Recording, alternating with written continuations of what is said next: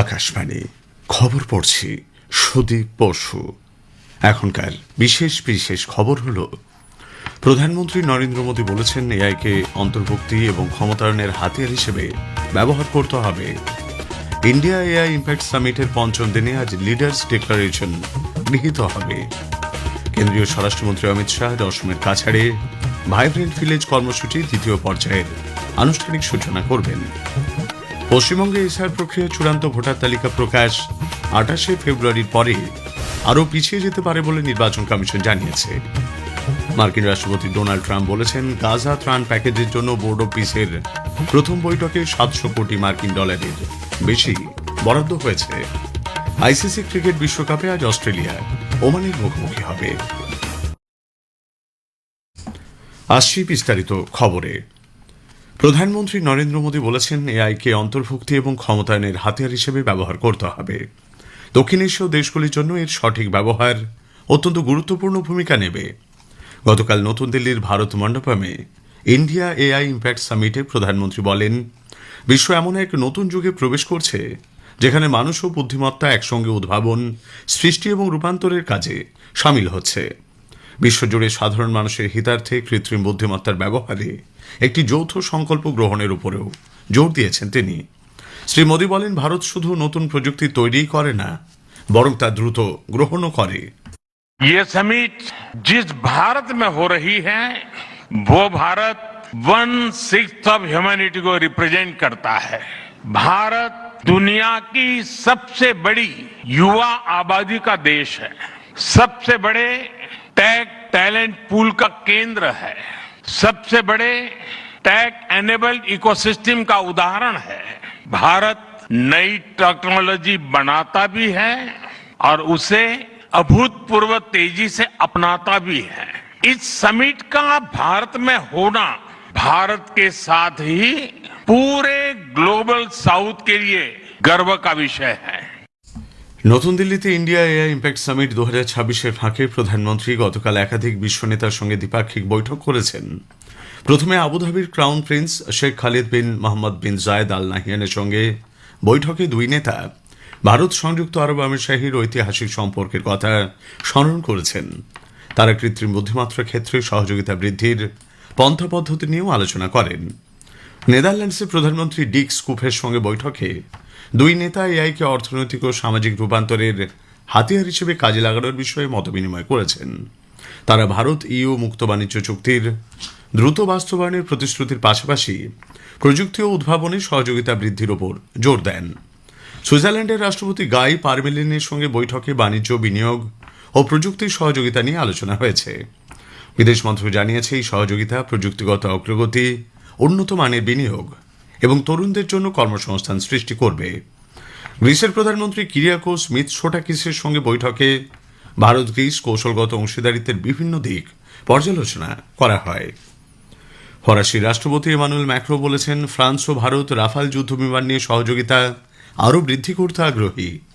India AI impact summit 2026-এর ফাঁকে সাংবাদিকদের তিনি বলেন, ভারত 114টি নতুন রাফাল জেট কেনার আগ্রহ প্রকাশ করেছে এবং সেগুলি যৌথভাবে উৎপাদনের পরিকল্পনা রয়েছে।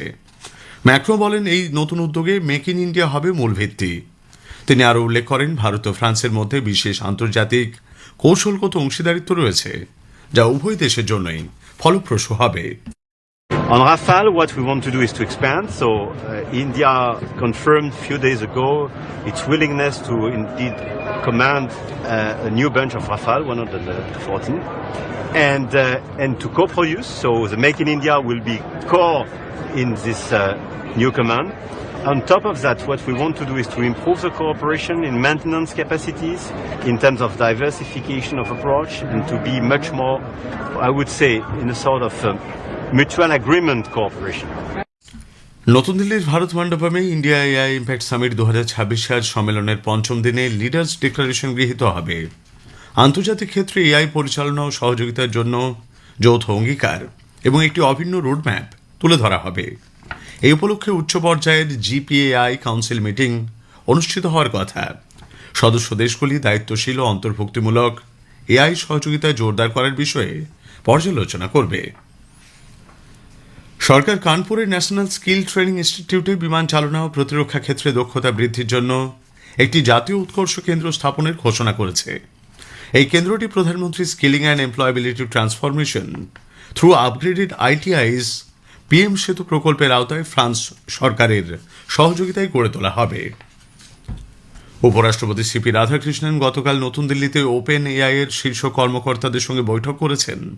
বৈঠকে উপস্থিত ছিলেন ওপেন এআই ফর কান্ট্রিজ এর প্রধান জর্জ ওসবার্ন, ওপেন এআই এর chief global affairs officer Chris Lehane এবং ভারতের স্ট্র্যাটেজি ও গ্লোবাল অ্যাফেয়ার্স প্রধান প্রজ্ঞা মিশ্র। কেন্দ্রীয় স্বরাষ্ট্র সমবায় মন্ত্রী অমিত শাহ দুদিনের সফরে আজ অসম যাচ্ছেন। সেখানে তার একগুচ্ছ কর্মসূচি রয়েছে। সফরকালে জাতীয় নিরাপত্তা, সীমান্তের উন্নতি এবং আঞ্চলিক উন্নয়নের বিভিন্ন পদক্ষেপ পর্যালোচনা করা হবে। এর পাশাপাশি শ্রী শাহ বেশ কয়েকটি উন্নয়ন প্রকল্পেরও উদ্বোধন করবেন। সফরের প্রথম পর্বে স্বরাষ্ট্রমন্ত্রী আজ কাছাড়ে ভাইব্রেন্ট ভিলেজ কর্মসূচির দ্বিতীয় পর্যায়ের আনুষ্ঠানিক সূচনা করবেন। কেন্দ্রের অর্থ সহায়তায় গৃহীত এই কর্মসূচির লক্ষ্য হল বিকশিত ভারত অ্যাট 2047 এর লক্ষ্য সামনে রেখে সীমান্তবর্তী গ্রামগুলিতে আধুনিক সড়ক, টেলিযোগাযোগ ব্যবস্থা এবং উন্নত জীবনযাত্রার সুযোগ তৈরি করা। স্বরাষ্ট্রমন্ত্রী ভারত বাংলাদেশ সীমান্তবর্তী কাটিগোড়া এলাকায় বিএসএফ এর নাতানপুর সীমান্ত চৌকিও পরিদর্শন করবেন। প্রধানমন্ত্রী নরেন্দ্র মোদী আগামী রবিবার 22শে ফেব্রুয়ারি আকাশবাণীতে মন কি বাত অনুষ্ঠানে দেশ বিদেশের মানুষের সঙ্গে তাঁর চিন্তা ভাবনা ভাগ করে নেবেন। এটি হবে মাসিক এই বেতার অনুষ্ঠানের 131তম পর্ব। খবর শুনছেন আকাশবাণী থেকে। পশ্চিমবঙ্গে এসআইআর প্রক্রিয়া চূড়ান্ত ভোটার তালিকা প্রকাশ 28শে ফেব্রুয়ারির পরেও আরও পিছিয়ে যেতে পারে। রাজ্যের মুখ্য নির্বাচনী আধিকারিকের দপ্তর সূত্রে জানা গেছে, ওই দিন এই তালিকা প্রকাশের কথা থাকলেও বিপুল সংখ্যক ভোটারের নথিপত্র যাচাই এখনও বাকি রয়েছে। সে কারণে ভোটার তালিকা প্রকাশের দিন পিছিয়ে যেতে পারে। মুখ্য নির্বাচনী আধিকারিক মনোজ কুমার আগরওয়াল জানিয়েছেন, সম্পূর্ণ নির্ভুল ও ত্রুটিমুক্ত ভোটার তালিকা তৈরি করাই নির্বাচন কমিশনের প্রধান লক্ষ্য। কলকাতার আরজিকর হাসপাতালে খুন ও ধর্ষণের ঘটনায় কলকাতা পুলিশ তথ্য প্রমাণ লোপাট করেছে এমন কোনো প্রমাণ তারা পায়নি বলে কেন্দ্রীয় তদন্ত ব্যুরো সিবিআই আদালতে জানিয়েছে। এই ঘটনায় আরও বিস্তারিত তদন্তের আর্জি জানিয়ে শিয়ালদা আদালতে অভয়ার বাবা মায়ের দাখিল করা এক মামলা শুনানিতে সিবিআই কলকাতা পুলিশের তদন্তের প্রশংসা করেছে। সিবিআইয়ের দুই আইনজীবী অনুরাগ মোদী এবং পার্থ সারথী দত্ত আদালতে বলেছেন, পুলিশ আধিকারিক অনুপ দত্ত যে দোষী সঞ্জয় রায়কে আশ্রয় দিয়েছে এমন প্রমাণ মেলেনি। শিয়ালদা আদালতের অ্যাডিশনাল চিফ জুডিশিয়াল ম্যাজিস্ট্রেট আজ মামলার রায় ঘোষণা করবেন। প্রতিরক্ষামন্ত্রী রাজনাথ সিং অন্ধ্রপ্রদেশের বিশাখাপত্তনমে ত্রয়োদশ মিলন মহড়ার উদ্বোধন করেছেন। এর মধ্যে দিয়ে এক বহুমুখী নৌ মহড়ার সূচনা হল।